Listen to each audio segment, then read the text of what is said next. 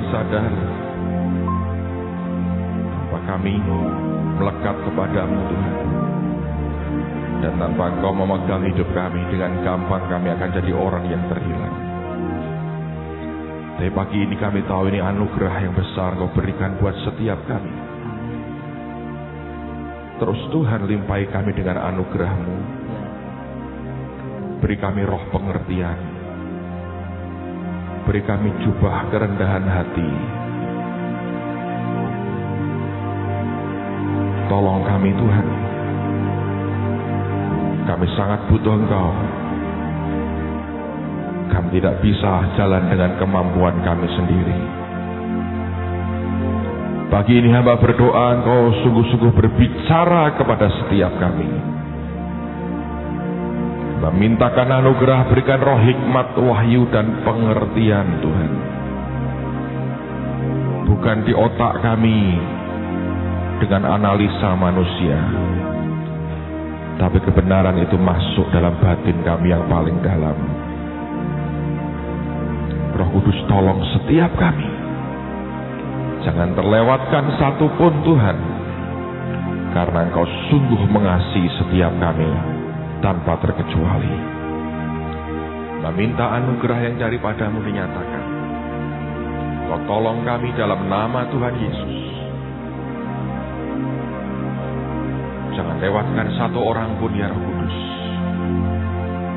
Buat semua kami mengerti akan kehendak-Mu. Terima kasih Tuhan, terima kasih. Terima kasih Tuhan Yesus. Biar kemuliaan itu hanya bagi-Mu. Kami berdoa ini pagi yang mengubah hidup kami. Bagi kemuliaan nama-Mu. Demi nama Tuhan Yesus. Dan semua kita berkata, amin. Silakan duduk saudara.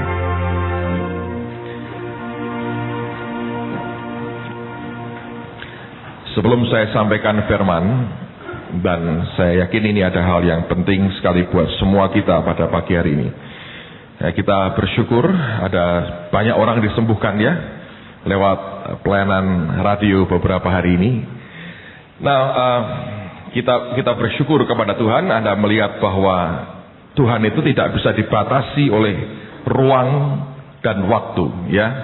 Yang khotbah di Medan itu benar-benar saudara, bukan itu Medan beneran, itu Sumatera Utara, karena kami di sana. Dan di sini ada begitu banyak orang yang mengalami mujizat dan kesembuhan. Saya dengar sampai di Blitar orang-orang mengalami kesembuhan ilahi yang luar biasa. Di sana juga hebat sekali. Hari pertama kita relay itu lagi hujan lebat sekali. Jadi Peter Yangeren juga khotbah dengan basah kuyup.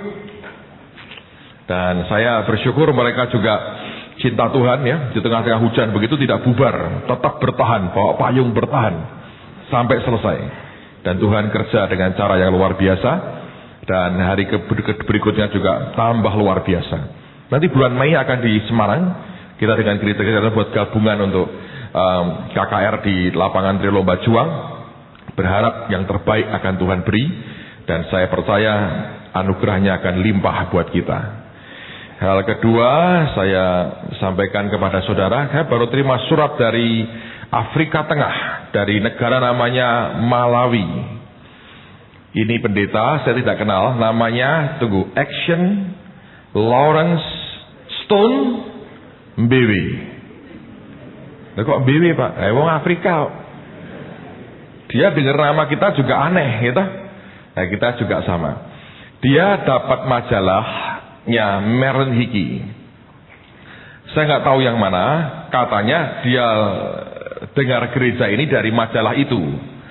Lalu dia tulis surat dan dia ingin bergabung, punya gereja Injil Kerajaan di Afrika Tengah.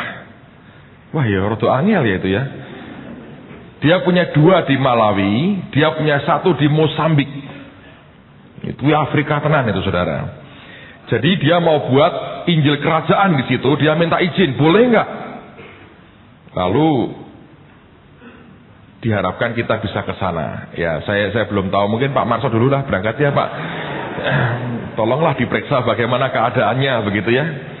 Itu mungkin akan bagus. Well, ya didoakanlah. Ini ada banyak hal hari-hari ini yang harus diputuskan, harus dikerjakan, dan saya yakin ini butuh anugerah Tuhan yang luar biasa.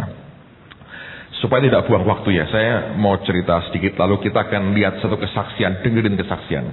Saya berdoa ini akan menjadi sesuatu yang tidak pernah Anda lupakan seumur hidupmu. Dan setelah itu nanti saya akan sampaikan sedikit dari firman supaya tidak membuat Anda bingung.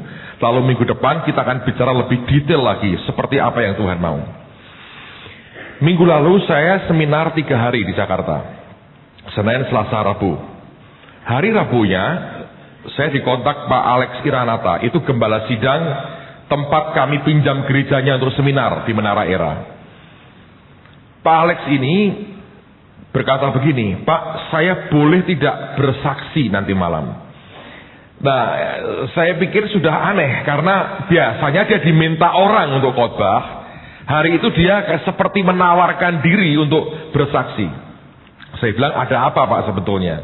Lalu beliau cerita, memang saya tahu bulan lalu dia dibawa ke Singapura untuk di kateter jantungnya, ada penyumbatan. Dan dia selama ini sudah 2 kali kena stroke, saudara. Yang pertama itu sampai mulutnya merot, yang kedua didoakan sembuh, yang kedua lidahnya itu masuk ke dalam, didoakan lagi sembuh lagi.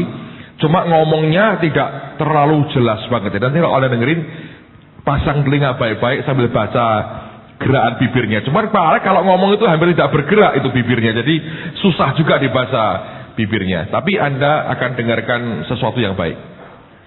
Nah, ini kali yang ketiga di Singapura. Dia mengalami itu, dia di kateter. Dan dia stroke kali yang ketiga. Ngangkat sendok tidak kuat tangannya. Dokter bilang 2 kali aja sudah berbahaya. Kali ketiga fatal. Tapi tetap sehat. Tetap dibuat pulih oleh Tuhan. Nah, ada pengalaman yang dia alami ketika dia tergeletak di rumah sakit itu. Tuhan berikan dia penglihatan. Bukan sambil tutup mata loh. Bukan mimpi. Dia lihat dengan matanya sendiri. Dia lihat neraka. Dan yang paling membuat dia kaget, di situ dia lihat hamba-hamba Tuhan. Dan aktivis-aktivis gereja. Beberapa orang dia bilang, itu sudah mendahului saya. Sudah meninggal. Dan saya kenal orang-orang itu. Ini akan jadi hal yang menghebohkan. Karena orang akan kemudian berbantah-bantah. Loh kok begitu Pak? Kita kok bicarakan neraka? Minggu depan kita mungkin punya waktu cukup banyak untuk membahas lebih jauh. Tapi nanti saya akan berikan detailnya sedikit buat saudara. Tapi kesaksian ini luar biasa. Dan beliau berkata begini. Dia nanti akan dengar langsungnya. Dari 100 orang yang antri minta minyak. 100 ini. Yang antri minta minyak. Anda tahu seperti gadis yang bijaksana dan bodoh itu ya. Hanya 5 yang dapat minyak. Yang 95 itu gelap gulita rumahnya. Hanya 5 yang terang. Saya berdoa ini akan membuat kita terceliklah melihat sesuatu yang interesting dalam kehidupan kita. Saya berdoa ini akan membuka mata rohani kita. Dan saya mau ajak kita lihat, ini hanya 13 menit kesaksian beliau. Memang ini gak terlalu clear gambarnya. Tapi saya harap cukup baiklah untuk kita bisa lihat. Dan setelah itu nanti kita lihat lebih jauh apa yang Tuhan mau sampaikan buat kita. Amen, saudara. Malam hari itu jam 8, jam 7, jam 8. Di ruang saya sendirian di ICU itu. Jadi ditutup sama horden. Poinnya saya mau bicara sama Anda, saksikan sama Anda. Ini poin yang saya mau sampaikan pada Anda. Memang Tuhan suruh saya harus bersaksi dimanapun juga apa yang pernah terjadi dengan saya ini. Saudara, saya tidak tidur. Saya nggak mimpi. Tahu-tahu hordennya pada begitu warna kuning horden. Tahu-tahu saya lihat seperti film. Dengan mata saya yang tidak tertidur, saya lihat neraka.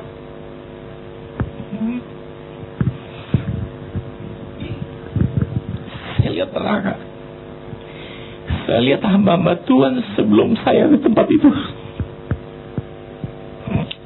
Saya lihat aktivis-aktivis yang sibuk dengan pekerjaan Tuhan ada di tempat itu.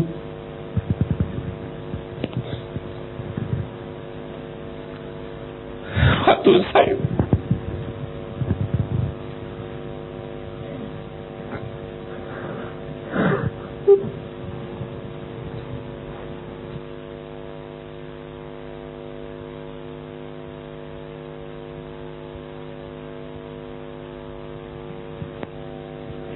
maaf saudara, saya setiap kali saya menyaksikannya saya tidak tahan.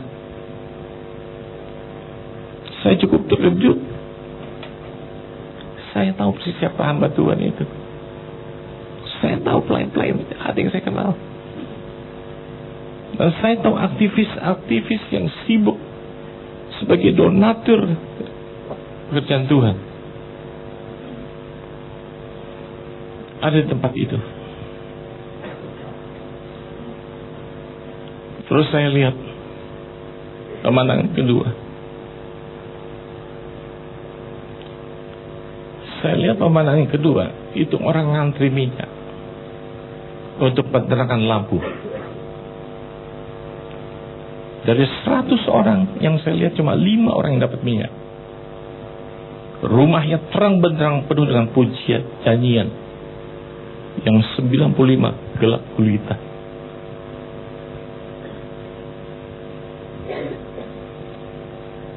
Setelah itu saya merasakan 1 jam Tuhan seperti berdiri di samping saya. Dan yang sangat lucu, kamar yang saya lihat, yang saya dirawat, itu sudah saya lihat 10 tahun yang lalu. Di mana saya tidak pernah datengin rumah sakit itu, saya tidak pernah masuk dalam rumah sakit itu, saya tidak pernah berkunjung dalam rumah sakit itu.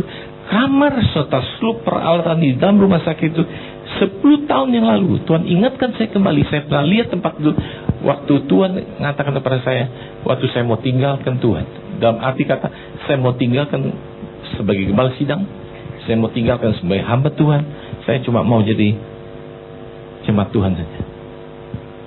Dan Tuhan ingatkan saya, kamu akan terus tergeletak di tempat tidur. Saya teringat dengan apa yang saya lihat itu. Dari 2 yang saya lihat ini, saya kata pada Tuhan, saya nggak mau setuju hamba-hamba Tuhan itu. Tuhan ingatkan saya Matius 7 ayat 21 sampai 23. Tuhan, Tuhan, aku sudah melakukan segala pekerjaanmu, mengusir setan, bernubuat, melakukan mujizat. Tuhan katakan, nyahlah engkau, aku tidak kena engkau, karena engkau tidak mau melakukan kehendakku. Tuhan katakan sama saya, kamu ini pemberontak, kamu ini sombong. Saya akhir-akhir memang suka memberontak sama Tuhan. Kenapa? Saya ditugaskan oleh Tuhan untuk melakukan event-event yang besar, saya tidak mau lagi. Kalau dulu Benny Hinn, saya mau lakukan. Paul Yonggi Show, saya mau lakukan. Event ini kali saya tidak mau. Tuhan bilang, apa oleh karena kamu bisa berhasil, bukan karena aku. Saya seringkali saya punya dalil, terlalu besar Tuhan biayanya, terlalu mahal Tuhan. Tuhan bilang, emang siapa yang ngadakan uang?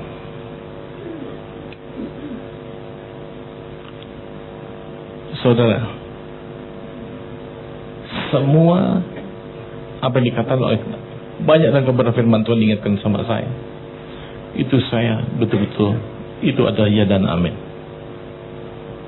Anak yang dikasih, diselesai, diajar, waktu pengajaran datang dengan duka cita, serta mendatangkan sukacita.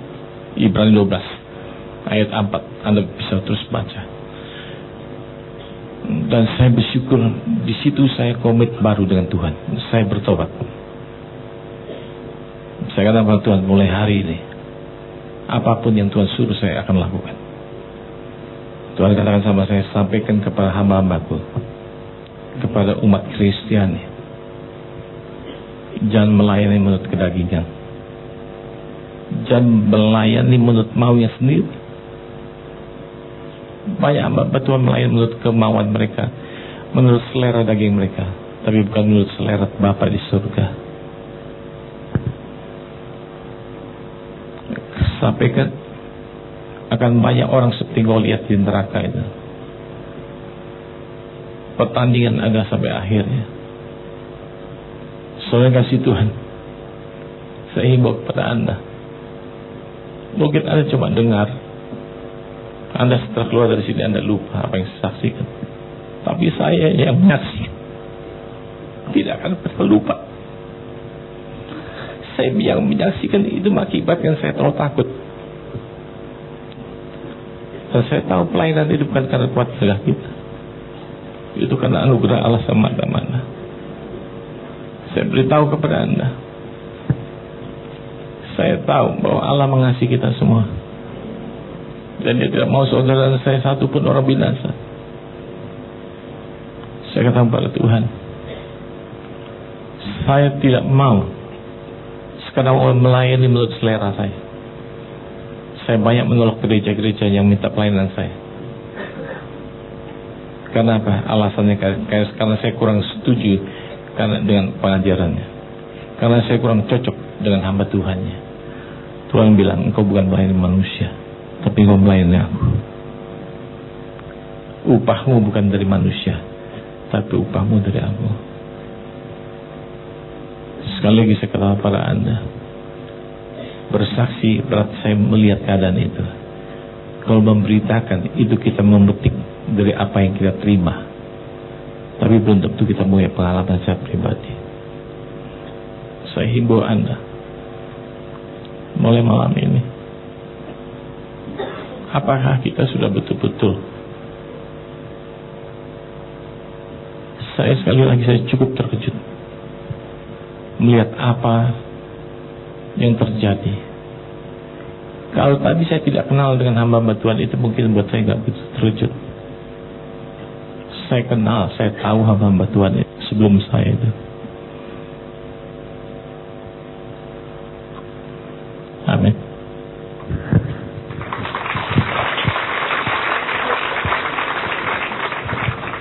Sebentar. Apa yang disampaikan oleh Pak Petrus, saya lupa tadi yang mau saya sampaikan kepada Anda. Hati-hati Anda merasa kalau Anda sudah mengusir setan, sudah melayani pelepasan. Saya pikir itu memang bukan pekerjaan pendeta atau hamba Tuhan, tapi itu pekerjaan Allah sendiri. Saya waktu keluar dari ICU, saya ada di ruang perawatan selama 3 malam. Di situ memang banyak orang besar yang serang sama saya. Tapi memang apa yang Pak Petrus tadi katakan, dia tidak bisa mendekat. Sama sekali tidak bisa mendekat. Dan saya tidak ada perasaan takut sama sekali. Itu setiap malam saya nggak bisa tidur. Saya melek. Tapi saya melek, saya menyembah, saya memuji, saya menyembah, saya memuji, menyembah Tuhan. Tapi saya nggak bangun, tidak mau bangun istri saya. Saya kasihan, saya pikir dia sudah menyertai saya, menjaga saya. Yang lucunya, saya jam 4 pagi saya selalu tertidur. Betul-betul saya selalu tertidur. Tapi roh ini kan tidak tidur. Nah, tahu-tahu waktu itu, waktu saya sedang tertidur, ada seorang perempuan cantik sekali yang belum pernah saya lihat. Secantik itu. Dia datang mendekat kepada saya. Dia mau rangkul saya. Tahu-tahu saya bisa menolak dalam nangis. Aku tolak. Itu berubah jadi kayak anjing. Rupanya memang saya dulu punya kelemahan sebelum jadi pelayan Tuhan. Saya memang punya kelemahan di situ. Nah, ini rupanya kuasa-kuasanya tidak tinggal diam.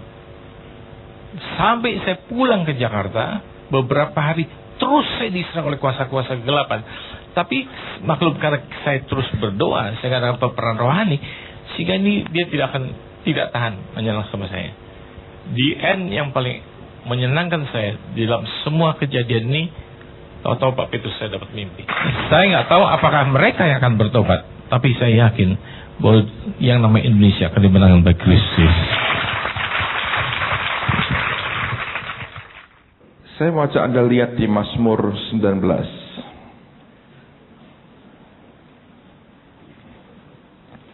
Lihat di ayat yang ke-13. Saya pernah bacakan beberapa waktu yang lalu ayat ini, saya mau ulang buat saudara. Di Mazmur 19 ayat yang ke-13 sampai dengan ayat yang ke-15. Siapakah yang dapat mengetahui kesesatan? Bebaskanlah aku dari apa yang tidak kusadari. Lindungilah hambamu juga terhadap orang yang kurang ajar. Janganlah mereka menguasai aku. Maka aku menjadi tak bercela dan bebas dari pelanggaran besar.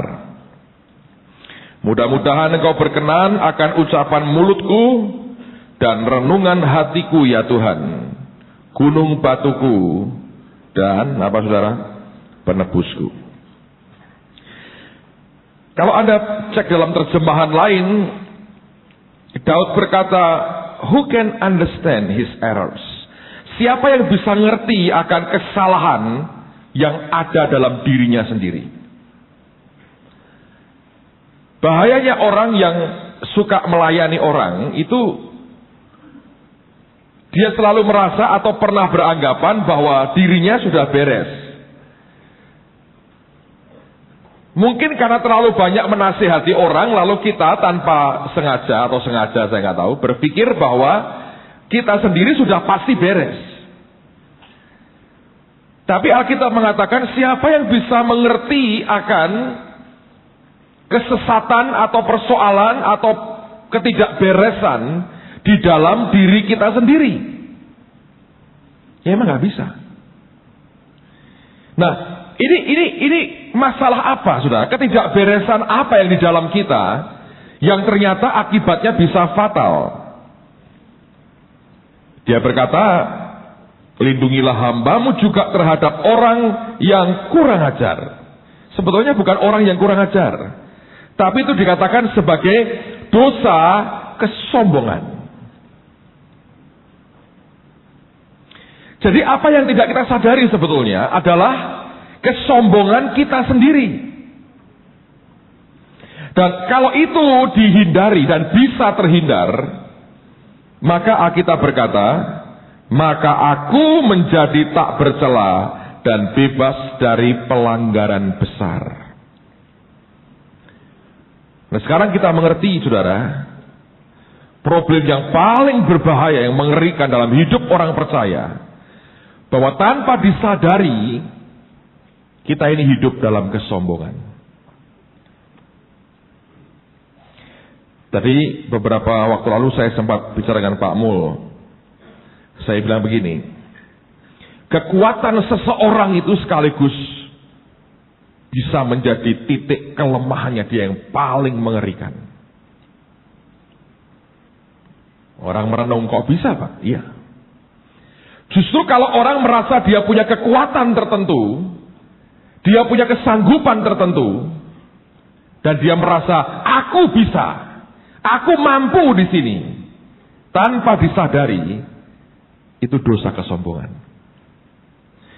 Kalau Anda baca di terjemahan lain, di The Message dikatakan, keep me from stupid sin. Jauhkan aku dari dosa yang bodoh ini.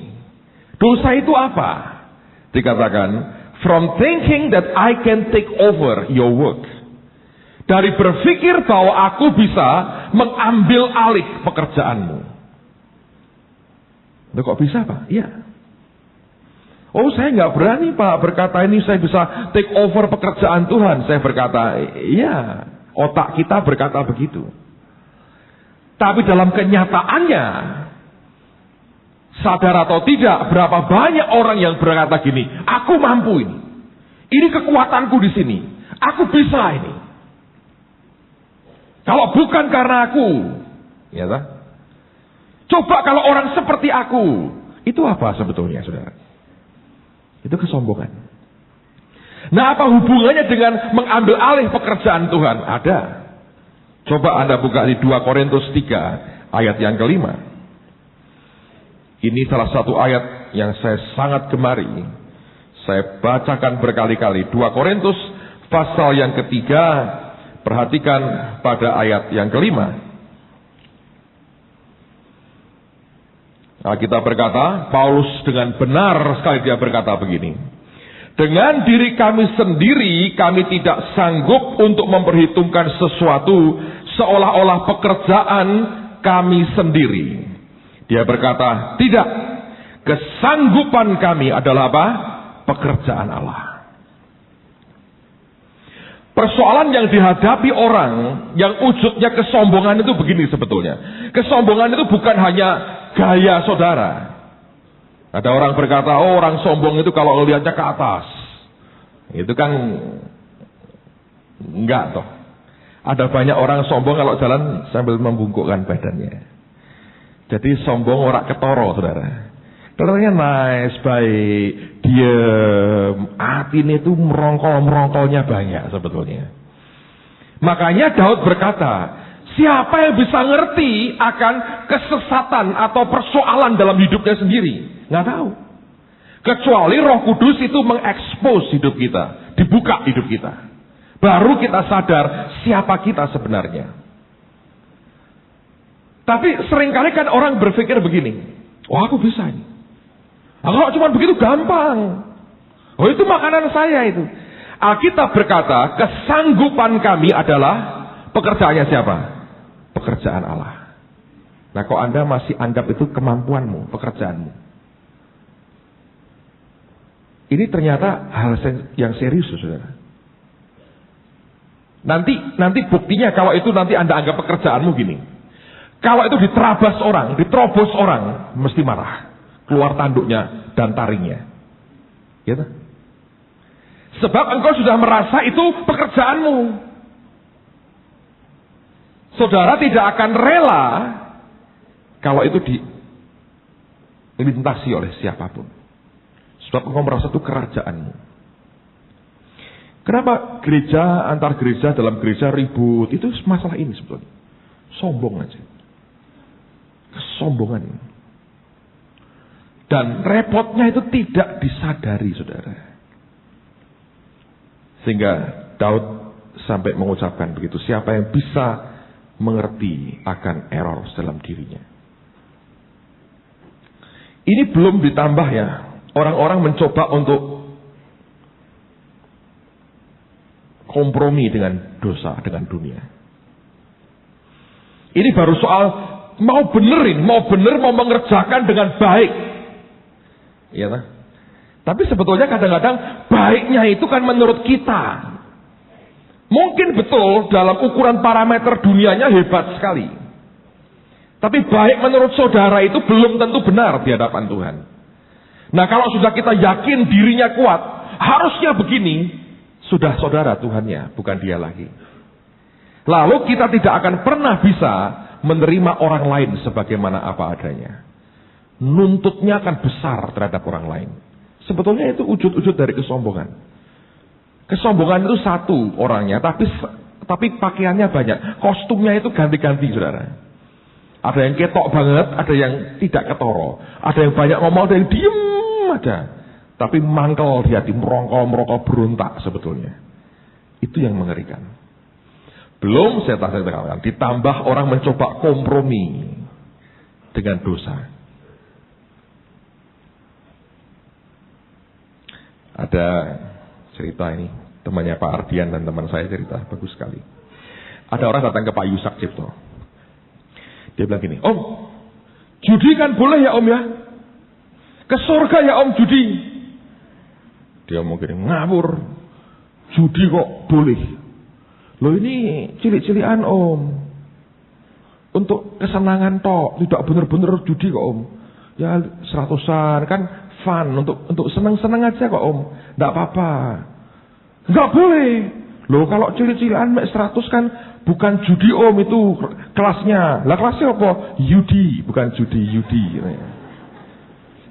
Katanya Pak Yusak bilang, oh iya boleh.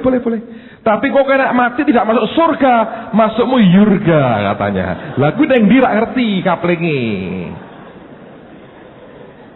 Lihat ya, sebetulnya orang itu gini loh saudara ya. Mencoba datang ke orang lain, cuma dapat approval, dari apa yang dia mau kerjakan. Tapi sebetulnya hati kecilnya tahu ini nggak bener ini. Tapi datang ke hamba Tuhan, siapa tahu si pendeta berkata, ya nggak apa-apa. Loh nggak apa-apa. Ada salah pendeta nih, kok bilang nggak apa-apa. Saudara kan mencoba itu kan. Ya, kalau Anda mau ke Yurga ya silahkan saudara. Silahkan Yudi dan Yina, ya apapun. Susah. Hati orang itu, saya ngomong terus terang, kalau mau jujur dengan diri sendiri nih saudara ya. Ngerawat diri ini sendiri susahnya luar biasa. Karena tidak bisa diduga ini. Arahnya mau ngapain hati kita, orang lain nggak bisa ngerti. Yang tersembunyi. Tapi mau saya baik. Loh, semua orang maunya baik kok saudara. Tapi kalau itu dasarnya karena engkau merasa sanggup. Dan engkau merasa bisa. Nanti ujungnya begitu tuh. Seperti yang kita dengar hari ini. Dan ini bukan orang pertama yang cerita loh. Ada beberapa orang terima penglihatan itu. Beberapa hamba Tuhan masuk neraka. I think belum neraka bener saudara. Karena nanti kan akan dihadiri. Tapi itu masalah besar buat kita. Ingat Yesus berkata, berjuanglah masuk melalui pintu yang sempit itu. Sempit. Kalau Anda punya kesombongan, itu dadamu kok gede saudara. Mau masuk gak bisa. Badannya kecil, dadanya segini. Gak bisa masuk. Sombong, kepalanya segini. Susah masuknya saudara. Hidung itu ada kiwir-kiwir gitu, nggak bisa masuk. Tapi yang lebih repot kan tidak ketahuan itu di luar. Semua berkata maunya baik, ininya baik, ngomongnya baik. Tapi kalau hatinya sendiri nggak beres kan repot. Saudara bisa nangkapnya? Saya ajak Anda lihat lah, coba lihat. Makanya Alkitab tuh ngajar jangan berbantah-bantah. Lihat kitab Ayub, saudara. Lihat kitab Ayub. Ayub pasal yang terakhir, pasal 42. Saya mau tunjukkan cara Allah melihat itu beda dengan cara kita melihat. Makanya kalau orang berbantah-bantah itu percuma. Tidak bisa benar-benar ngerti sampai di dalamnya itu apa yang terjadi sebetulnya. Ayub 42, lihat ayat yang pertama. Sampai dengan ayat yang ke-6. Maka jawab Ayub kepada Tuhan, aku tahu bahwa engkau sanggup melakukan segala sesuatu, dan tidak ada rencanamu yang gagal. Firman-Mu, siapakah dia yang menyelubungi keputusan tanpa pengetahuan? Itulah sebabnya tanpa pengertian aku telah bercerita tentang hal-hal yang sangat ajaib bagiku dan yang tidak ku ketahui. Firman-Mu, dengarlah maka akulah yang akan berfirman. Aku akan menanyai engkau supaya engkau memberitahu aku. Hanya dari kata orang saja aku mendengar tentang engkau. Tapi sekarang mataku sendiri memandang engkau. Ayat yang ke-6, perhatikan ini. Oleh sebab itu aku mencabut perkataanku. Dan dengan menyesal aku duduk dalam debu dan abu. Sekarang saya mau tanya. Kalau orang mencabut perkataannya itu karena orang merasa perkataannya benar atau salah? Salah toh? Sebab dia sadar perkataannya salah. Kemudian dia berkata, aku mencabut perkataanku. Dengan menyesal dia berkata, aku duduk dalam debu dan abu. Karena sadar perkataannya apa? Salah. Lihat ayat yang ke-7 sekarang. Anda akan dibuat bingung di sini.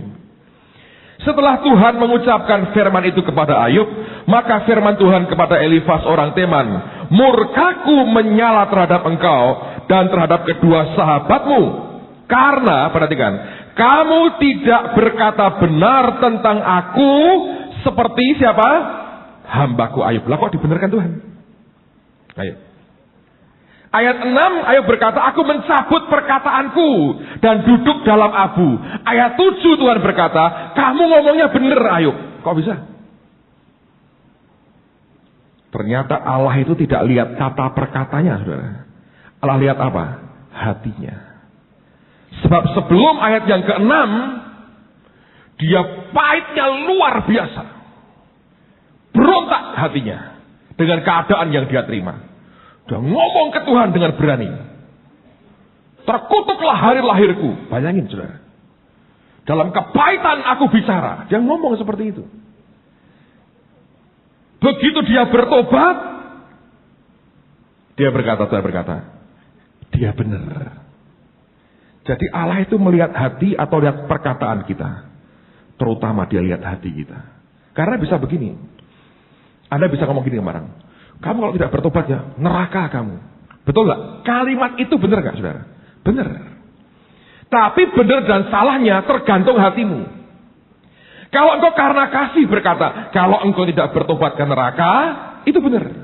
Tapi kalau engkau sudah jengkelnya luar biasa, sampai ke ubun-ubun ini, sampai Anda nek lihat orang itu, terus keluar omongan sambil ngutuki sedikit. Kowe nek ora bertobat neraka kowe nang katanya. Nerakane itu ngutuk sebetulnya. Kalimatnya kalau dibicarakan benar. Hatinya tidak benar, saudara. Saudara saya nangkap ini. Nah, siapa yang bisa ngerti hal itu, saudara? Cuma Tuhan. Dan kalau kita mengizinkan Allah membuka hati kita. Contoh ini. Saya cerita diri saya sendiri lah. Sebagai contoh. Setiap minggu kebaktian ada persembahan. Saya bisa ngomong gini. Mari kita memberi saudara. Supaya Anda diberkati. Itu benar enggak ngomongan saya? Benar tak? Memberi supaya engkau juga diberkati. Hukumnya kan nabur supaya engkau menuai. Benar? Tapi kalau diam-diam di hati saya gini. Biar kolektanya banyak. Itu kalimat benar atau salah depan Tuhan, saudara? Salah. Sebab sebetulnya saya cari duit. Walaupun untuk gereja. Yang tahu kan di dalam Tuhan. Ngomongmu benar semua baik. Orang Kristen itu pinter ngomong semua. Dan hebat-hebat. Kalimatnya pakai. Ya tak? Kalau lagi banyak berbuat kesalahan, ngomongnya apa? Aku bermegah dalam kelemahanku. Padahal itu ngawur kerjanya tak karuan, saudara. Tapi ayat yang dipakai. Iya tak? Pinter, pakai ayat pinter. Itunya benar. Bagi Tuhan, setan juga pakai ayat kan? Tapi motivasi di belakangnya kan Anda tidak tahu. Tuhan suruh lompat dari bumbungan atap bait Allah. Kan Alkitab berkata, malaikat akan diperintahkan untuk menatang engkau. Sehingga engkau tidak terantuk batu. Itu benar gak kalimatnya? Mesti benar yang ngomong, itu Tuhan yang ngomong. Firman kok. Cuma belakangnya ternyata mencobai Tuhan. Jadi saudara mesti hati-hati. Anda kalau dengan dunia secara legal, kalimat-kalimatmu yang keluar itu yang dinilai. Tuhan tidak loh saudara. Dalammu mau bicara apa? Lebih keras dari yang mulut kita katakan. Ini yang sering kali tidak disadari oleh orang percaya.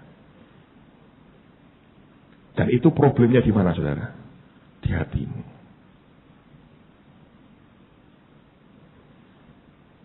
Ada orang mengeluh begini. Ya memang saya hamba yang tidak berguna seperti perkataan Yesus. Benar tak saudara? Ya benar. Wong Yesus ngomong, katakan aku hamba tidak berguna. Tapi Anda ngomong dengan nelongso atau karena Anda betul-betul rendah hati? Yang tahu siapa Pak? Tuhan yang tahu. Lah kita Pak, pura-pura tidak tahu. Saat tadi yang ngerti ya saudara. Ada orang sudah makan aja susah, nggak bisa makan. Seseorang mengulurkan tangannya memberikan bantuan. Dia ngomong apa? Dia bisa berkata gini. Aku tidak mau berharap kepada manusia. Harapku hanya kepada Tuhan. Itu kan betul lah saudara. Tapi bisa hatinya gini. Ngisi-ngisi nih kok njaluk Pak RT mangan nih. Malu dong. Itu karena kesombongan atau karena firman? Susah dibedakan. Makanya Daud itu teriak, siapa yang bisa ngerti teror dalam dirinya? Ternyata errornya itu kesombongan itu saudara. Kalau Anda lihat tadi. Nah Allah kan lihatnya dari hati semua ini. Ayo lihat hatimu masing-masing. Coba renungkan setiap hari kita bergulat dengan hal seperti ini. Kalau ngomong di luarnya baik, makanya kalau Anda ya tidak ngerti manusia, capek ngurusinya. Capek benar. Ternyata baru belakangan tahu hatinya itu ada yang tidak beres. Tapi tidak bisa ngerti. Alkitab yang berkata, Tuhan aku yang gak ngerti. Kesesatan masalah dalam hidupku ini gak ngerti. Tapi ternyata yang tidak diketahui itu adalah apa? Kesombongannya. Dan kesombongan bukan mutlak milik orang yang punya duit, saudara. Oh tidak. Semua lapisan, termasuk anak-anak juga punya kesombongan. Anakku aja bisa sombong. Namanya pinjam. Sam, aku pinjam gunting kuku kemarin. Oh, jangan. Bilang, segitu aja tidak boleh. Dan mamahnya marah, dia bilang, ya, nih, kita nggak usah. Terus, ya udah. Terus saya bilang, pinjam itu Sam. Nggak usah. Aku gunting kuku aja ribut. Saya ngajari siapa, saudara? Bapaknya mungkin ya, mungkin. Tapi memang dasarnya anak manusia tuh gitu semua. Gitu. Tapi tidak sadar dalam dirinya kan repot. Nanti minggu depan kita masuk detail ya di Matius 25. Saudara. Tapi saya mau kasih basic lah supaya Anda mengerti dan tidak dibuat bingung. Nah Pak, itu kok hamba-hamba Tuhan Pak? Oh iya, sebab Tuhan cinta domba-dombanya. Makanya saudara kalau jadi pemimpin, makanya banyak orang heran, banyak orang pengen jadi pemimpin. Saya bilang, kalau bukan anugerah Tuhan lebih baik tidak lah saudara. Tapi kalau Anda diberi tugas, kerjakan segenap hati. Kenapa kok begitu? Karena orang-orang ini apapun yang dia buat, bisa berakibat baik, bisa berakibat buruk kepada orang lain. Nah kalau akibatnya begitu buruk, dia mesti tanggung jawab di depan Tuhan. Kalau kita kerjakan semua dengan kemauan manusia kita. Tadi kan tegurannya, kamu nih suka berontak. Lu berontak itu tidak ketoro. Oh Pak Alex suaranya diem, gak banyak ngomong. Tapi Tuhan ngerti. Dan kamu nih sombong, tidak ketoro semua. Saya berdoa hati kita ini dikembalikan ke Tuhan ya saudara ya. Arahin ke Tuhan aja. Tadi pagi Pak Ardian sharing bagus ya. Saya tunjukkan kepada Anda. Tesalonika pasal 3 ayat yang ke-13. 12 saya bacakan. Tesalonika 3 ayat yang ke-12.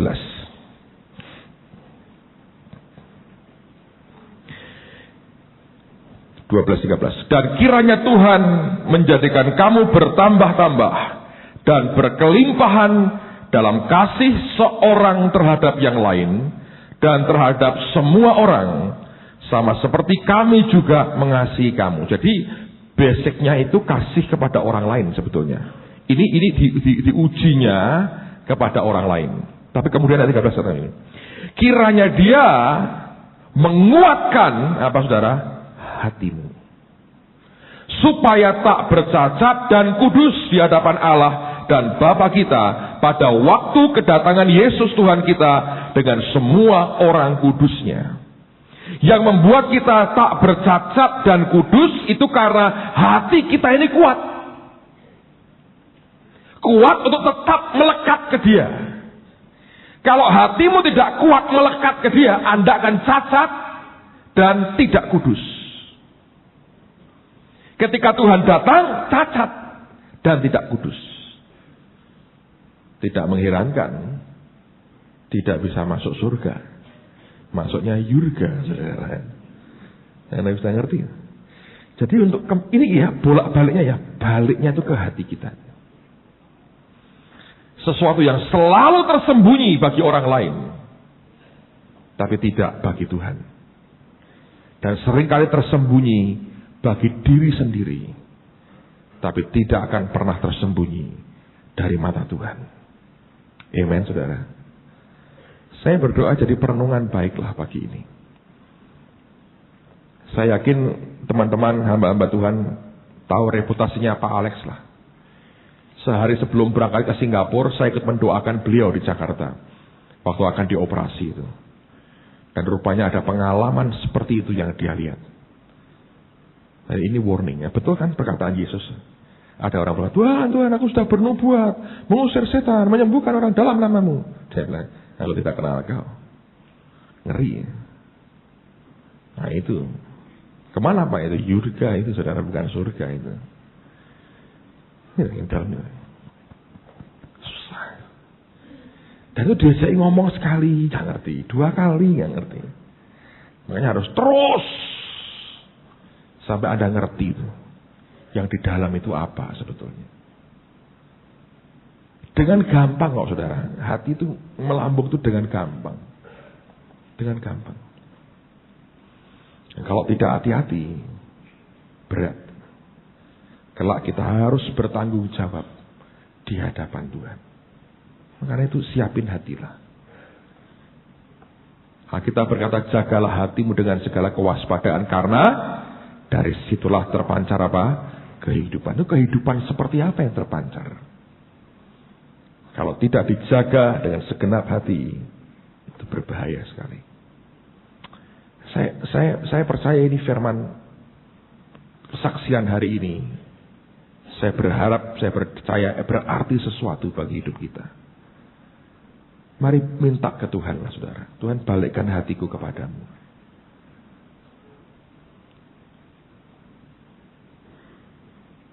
Gini loh saudara ya. Semua yang engkau pertahankan dengan ngotot, sampai engkau kepahitan, itu sudah membuktikan ada sesuatu yang salah di dalam. Itu aja. Kalau imanmu kepada Yesus, engkau mesti pertahankan sampai nyawamu hilang pun engkau diselamatkan. Tapi dalam kehidupan sehari-hari kalau sampai kepahitan begitu rupa, sudah sesuatu sudah salah di dalam sebetulnya. Kalau kita berkata Tuhan semua pekerjaanmu, kalau sampai Anda kepahitan demi Tuhan, itu sudah salah. Anda ngomel demi Tuhan, gak ada itu. Pernahkah Anda pernahkah Anda baca Alkitab dan berkata, ngomelah demi aku, kepahitanlah demi aku, marah-marahlah demi aku, maki-makilah orang lain demi aku, berontaklah dalam nama Yesus. Ada ayatnya? Kenyataan kan begitu. Sebetulnya tidak, saudara. Begitu sudah begitu over, sampai kepahitan pemberontakan, Anda sudah melayani dirimu sendiri, dan prinsip-prinsipmu, dan keinginanmu, dan idealismemu sendiri sebetulnya. Engkau sudah tidak lagi melayani dia. Karena itu terjadi. Kok bisa berantem ribut? Ini kan ada panitia KKR nih, ya, sebagian Anda terlibat. Rapat. Karpetnya abu-abu aja. Jangan, abang. Kok abang api menyala. Kok abu-abu soft. Berantem. Satu nih bilang, orang ngerti dekorasi. Moto abang marai beloloi moto. Marai belen. Ribut tuh saudara. Padahal dia abangnya benar. Oh soft, bagus. Benar itu. Abang, waku, kamso, deso. Segala macam. Ribut tuh saudara. Saya mau tanya, apakah Yesus pernah berkata, ributlah soal karpet demi namaku. Maki-makilah orang lain, anggota panitiamu, deso dan kamso itu demi namaku. Maka engkau berkenan anakku. Iku tidak ada hati saudara. Nek sudah ada berantem soal karpet begitu, engkau sedang melayani selera warnamu sendiri. Dan Yesus mak giling-giling kepala. Berkata, ada-ada saja. Emang begitu. Anda tahu tiap hari hanya geleng-geleng lihat kita. Apapun diributkan. Padahal Anda masuk kerajaan surga terima Yesus karena usaha ributmu atau karena anugerah.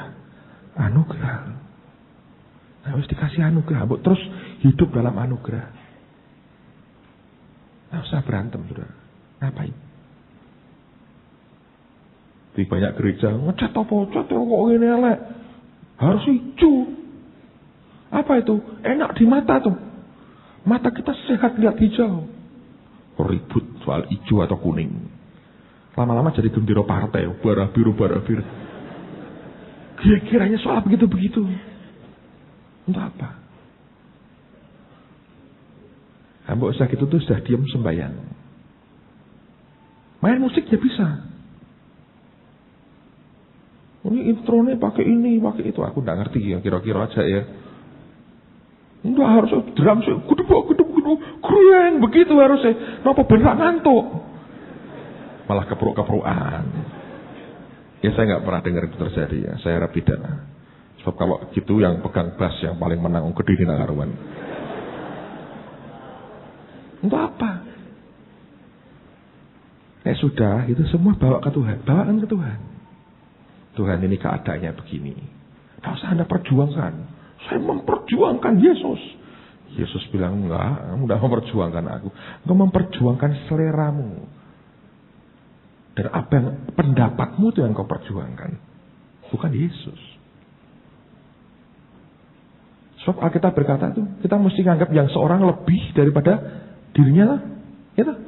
Nah kalau Anda ngotot begitu kan Anda mengatakan engkau lebih dari orang lain. Itu loh, stupid sin. Tapi toh dibuat juga. Tidak sadar kita buat begitu. Dengan gampang. Lalu kata pelayan sudah kehilangan maknanya. Sudah tidak lagi kita melayani. Kita minta dilayani dengan itu. Saya sungguh berharap hari ini jadi titik baliklah dalam hidup semua kita. Mau dibuang itu loh saudara. Yang tidak perlu yang begitu dibuang. Minta Tuhan beri aku roh pengertian. Ngerti Tuhan, kenal Tuhan, tahu diriku, mau memahami orang lain. Jauh lebih baik. Pendapatku benar Pak. Kata siapa? Ketika Ayub mengeluarkan perkataan-perkataan dalam kepahitannya. Dalam pemberontakan hatinya. Dia bela kebenarannya yang dia anggap benar. Dia malah sadar dia cabut perkataannya. Tapi saat dia duduk dalam debu dan abu. Tuhan berkata, dia berkata benar. Amen, saudara.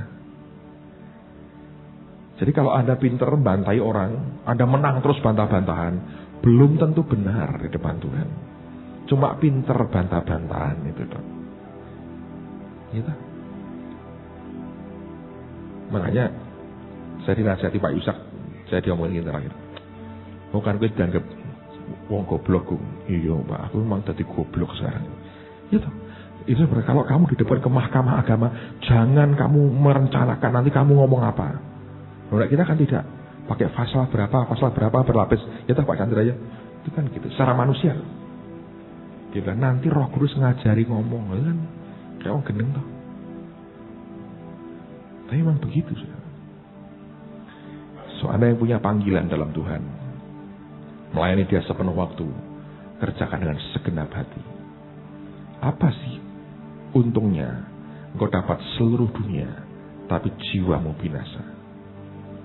Saya berdoa ini jadi peringatan yang bagus buat kita. Daripada ada yang ngalami sendiri, stroke 3 kali, ya naik lewat. Naik mandek, merot begini. Ayo. Saya berdoa anugerah Tuhan besar buat kita. Dan semua yang kita nikmati sampai hari ini bukan karena kehebatan siapapun. Karena Allah yang menganugerahkannya buat kita. Amen, saudara. Saya sudah lihat begitu banyak di seluruh dunia ini. Orang-orang yang begitu luar biasa adalah orang-orang yang paling simple. Karena hatinya melekat kepada Tuhan. Mari tutup Alkitab saudara. Arahkan hatimu kepada Tuhan yang baik.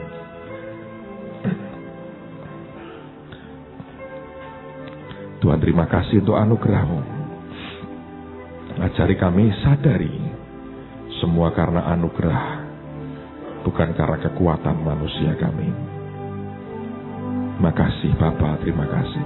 Mari berdiri sama-sama saudara. Coba dengerin baik-baik.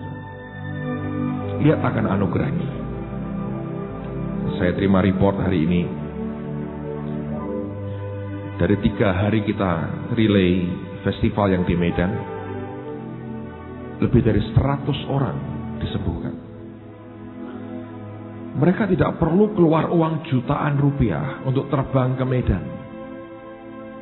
Mereka tidak perlu beberapa malam naik bus dibanting-banting dari Jawa Tengah nyebrang Selat Sunda, terus kemudian melewati Bukit Barisan sampai ke Medan. I think butuh berapa hari itu? Kalau Anda kuat seperti tentara Amerika tuh masuk ke Irak ngeri. Tidak perlu. Satu orang ibu nggak terlalu dengar telinganya, cuma dipimpin sama orang di sampingnya, siapa nggak tahu, mungkin anaknya atau apa, tangannya ditaruh di radio, tuli, ngerti KKR apa, nggak dengar apa-apa. Faktor usia, I think 70 tahun lebih kan, ditaruh tangannya di radio. Tiba-tiba kaget saudara. Dia bilang, siapa yang gedein radio saya? Nggak ada, cuma telinganya terbuka. Dari nggak pernah dengar apa-apa, takut dengar orang teriak. Apa itu saudara? Anugerah. Jangan di take over itu pekerjaan Tuhan. Biarkan itu aja. Karena itu anugerah. Sering kali campur tangan manusia meruntuhkan banyak.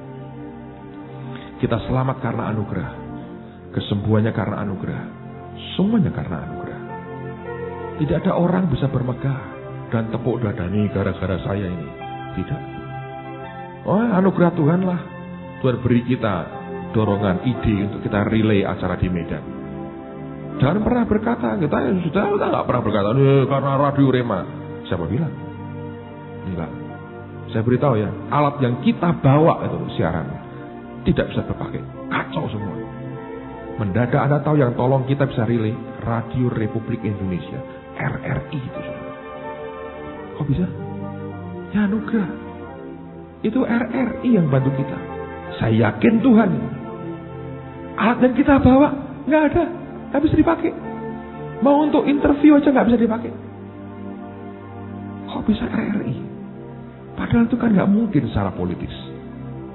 Tapi di depan Tuhan semuanya bisa.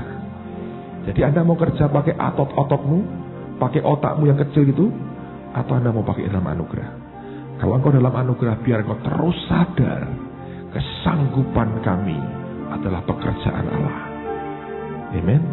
Kalau engkau sanggup, jangan berkata, aku sanggup. No. Itu Tuhan yang kerja.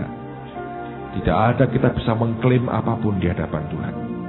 Orang selamat bukan karena kita. Orang selamat karena anugerahnya. Bagian kita apa?